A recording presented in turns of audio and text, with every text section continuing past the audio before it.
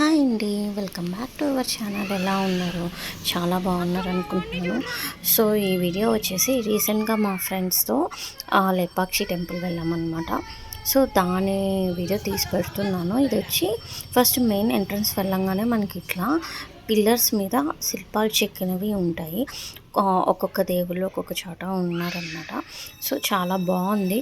ఎవరైనా విజిట్ చేయాలనుకున్న వాళ్ళు వెళ్ళండి. చక్కగా సాటర్డే సండేస్ వెళ్ళామనుకో, మేమైతే 8కి అట్లా బయలుదేరామన్నమాట.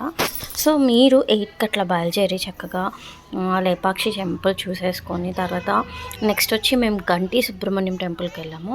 అది కూడా అయిపోయాక అక్కడి నుంచి ఈషా ఫౌండేషన్కి వెళ్ళొచ్చు. సో ఈషా ఫౌండేషన్ వచ్చి 7కి అయితే సూపర్ ఉంటుంది. ఎవరైనా ట్రై చేయాలనుకున్న వాళ్ళు ఇలా ట్రై చేయండి. చక్కగా ఒకటే రోజు 3 ప్లేసెస్ అయితే. సో ఈ గుడి ప్రతిష్ఠ ఏంటంటే ఇట్లా ఇక్కడ ఒక పిల్లర్ ఉంటుంది. ఆ పిల్లర్కి కింద ఆనుకొని ఉండదన్నమాట. ఇలా చున్నీ పెట్టి లాగుతారు. కానీ రీసెంట్గా ఏమైందంటే ఒక సైడ్ అనేది స్ట్రక్ అవుతుందంట. అటు పక్కన రాయి ఉంది అని అన్నారు. అక్కడ మేము కూడా చూస్తే పక్కన రాయి ఉంది. సో అందుకని ఇటు నుంచి తీస్తున్నారు. సో అటుకు వచ్చేసరికి ఆగిపోయింది. నేను అంతకుముందు ఇన్స్టాగ్రామ్లో చూస్తే ఫుల్ వచ్చేసింది. సో ఇది రీసెంట్గా జరిగినట్టుందండి. సో ఇదనమాట.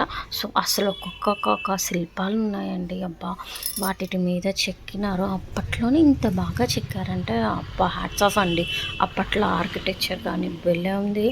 నాకైతే సూపర్ అనిపించింది. ఎవరైనా విజిట్ చేయని వాళ్ళు ఉంటే విజిట్ చేయండి. చూడండి వెనుక కూడా ఇంకా అలా పెట్టి చున్నీస్ పెట్టి లాగుదామని ట్రై చేస్తున్నారు. సో చెప్పండి యాక్చువల్గా ఈ శిల్పాన్ని చెక్కిన శిల్పులు, అదే ఈ గుడిని చెక్కిన శిల్పులందరూ ఇక్కడే ఉండేవాళ్ళు. మా భార్య వాళ్ళ భార్య నేను వంట చేసి వస్తాను అని లోపలికి వెళ్ళి వచ్చే లోపల ఈ శిల్పాన్ని చెక్కేశారంట. ఆమె బయటకు వచ్చి చూసే లోపల శిల్పాన్ని చెక్కారు. అమ్మో ఇంత అద్భుతమైన శిల్పాన్ని చేశారు శివుణ్ణి అని అనేటప్పటికి అది స్వామికి దిష్టి తగిలి దానికి క్రాక్ వచ్చేసింది. అయ్యో క్రాక్ వచ్చేసింది. క్రాక్ వచ్చేసింది. అదే ఎక్కడ ఓకే ఇదిగో ఇక్కడ ఉంది. ఇక్కడ ఎలా తెలుస్తుంది అంటే మనకి శివుడి దగ్గరికి కొంచెం దగ్గరికి వెళ్ళి చూస్తే అక్కడ సిమెంట్ అన్ని రాసి ఉంటుంది. 2 పక్కల విరిగి ఉంటుంది అనమాట. ఎవరైనా వెళ్ళిన వాళ్ళు అబ్జర్వ్ చేయండి. సో ఇక్కడ కొంతమంది ఏంటంటే ఒక గైడ్ ఎక్స్ప్లెయిన్ చేస్తుంటే మేము వీడియో తీసాము. సో అది ఎక్స్ప్లెయిన్ చేసి కూడా ఈ వీడియోలో పెడుతున్నాను. సో నేను అక్కడ వాయిస్ ఓవర్ ఇవ్వట్లేదు. చూడండి ఒకసారి మీరు కూడా కొన్ని ఆయన చెప్తున్నాక నేను తీసాను, నాకు తెలియనివి కూడా. ఓకే మేము వెళ్ళేసరికి ఆల్రెడీ కొంచెం ఎక్స్ప్లెయిన్ చేసేసి ఉన్నారు. సో ఈ చూడండి చూడాల్సింది ఇది.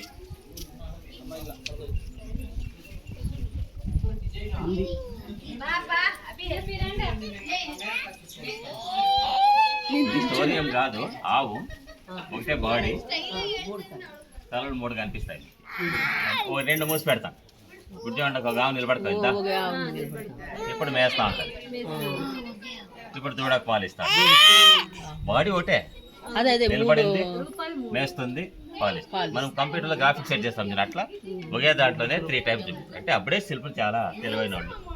పైన ఉండేది మంజుళ్ళమ్మ, మధ్యలో ఉండేది గోరక్క, ఈ పక్కనే దార్శనం కదా. పెళ్లికి వచ్చే వాళ్ళకి వెల్కమ్ చెప్పేకి బ్రహ్మ వస్తాడు. ఆయన పెళ్లికి ఈవెంట్ మేనేజర్.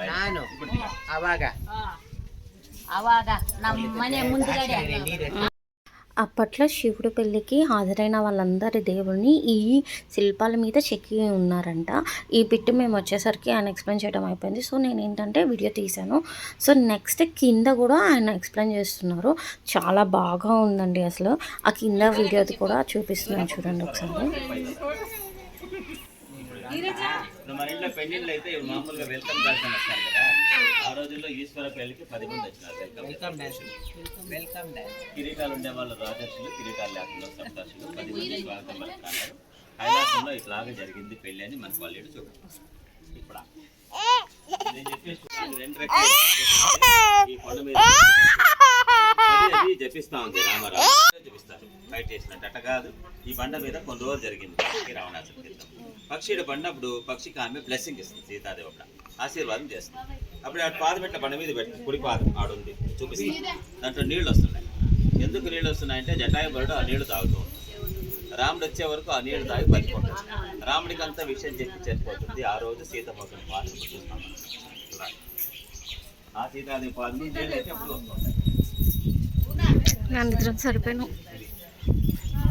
ఓ చిన్నగా ఇది సీతాదేవి పాలు. ఇది లక్ష్మీ నీళ్ళు అంటారు కదా, కాదు సీతాదేవి పాలు. ఎనీ టైం వాటర్ అయితే ఒకసారి బ్రహ్మాండంగా ఎప్పుడు ఊరే నీళ్ళు కదా అవి. పాదం పెద్దగుంది. సీతాదేవి అంటే మన మాదిరి 5 అడుగులు 6 అడుగులు కాదమ్మా. త్రేతాయుగంలో ఎక్కువ హైట్ ఉండేవాళ్ళంట. ద్వాపరయుగం వస్తే హైట్ తగ్గినారు. ఇప్పుడు కలియుగం కదా, మనం ఇంకా తగ్గినాం. ఇంకా జరబోదినంలో ఇంకా తగ్గుతారు, ఇంక పెరిగేది లేదు. సో చూసారు కదా, ఇందాక ఆయన చెప్పింది సీతాదేవి బాబు పాదం అనమాట. సో మా చిన్న బాబు కూడా అందరూ తాగుతున్నారని తాగారు. చాలా క్లీన్గా ఉన్నాయండి, చాలా తీయగా ఉన్నాయి నీళ్ళు కూడా. చాలా బాగుందన్నమాట. నాకైతే చాలా బాగా అనిపించింది. మనమైతే ఇప్పుడు దీంట్లో అంటే మనిషి కూడా బాగా హైట్ పర్సనాలిటీ ఉన్నారు. ఈ విధంగా తినేవాడు కాబట్టే ఇంత పెద్ద స్తంభాలు. మనం ఇంత అనేక వెళ్ళి మన చేత ఆ స్తంభం ఎత్తే కూడా మన చేత. అంటే అప్పుడు జనాలు 7.5 8 అడుగులు ఉన్నాయంట ఒకటి. అందుకనే ఇంత పెద్ద పెద్ద ప్లేట్లు తినేవాడు. న్యాచురల్ మనము తినేస్తారు, నీళ్ళేసి వెళ్ళిపోతే ఇంకో బ్యాచ్ వచ్చి కూర్చోండి. మనకు హోటల్లో పోతే ఇస్తారు ఇప్పుడు బాంబే ప్లేట్. మనకి చిన్న తట్లు థాలి అంటారు, మన ఏరియాలో బాంబే ప్లేట్ అంటారు. ఇవంతా చెప్తే కదా, మన యాత్రకు వస్తే ఉండేదానికి వసతు ధర్మశాల 680 స్తంభాలు ఆలయంలో ఉంటాయి. ఆంజనేయుడు టెంపుల్ సెక్యూరిటీ. మనం ఇక్కడ చిన్న శివలింగం ఉంది, చాలా బాగుంది. చిన్నదేం కాదు కండి, పెద్దదే. సో చూసారు కదా, ఇట్లా అన్నమాట.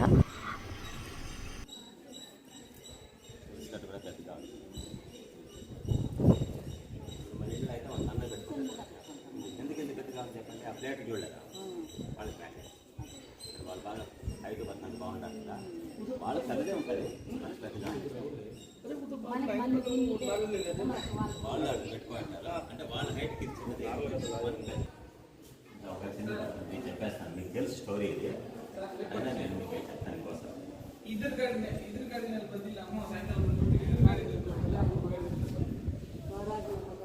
కాదులే నేను ఏమంటే కర్ణాటకలో గోకర్ణం పెట్టినారా, ఆత్మలింగ అడ్డపడి వస్తుంది. రావణాసురుడు తపస్సు చేస్తే ఈశ్వరుడు ఒక లింగం ఇస్తాడు. ఈ 2 స్తంభాలు తెల్ల పెంచుతాడు. ఈయన ఈశ్వరుడు. 3వ ఖండం ఈశ్వరుడు ఇట్లా కుడి చేతిలో ఉన్నాడు. ఆయన 2000 లింగం పట్టుకుంటాడు. చిన్న ప్లేట్లో 10 ఉంటే ఒకటి తీసుకుంటాడు.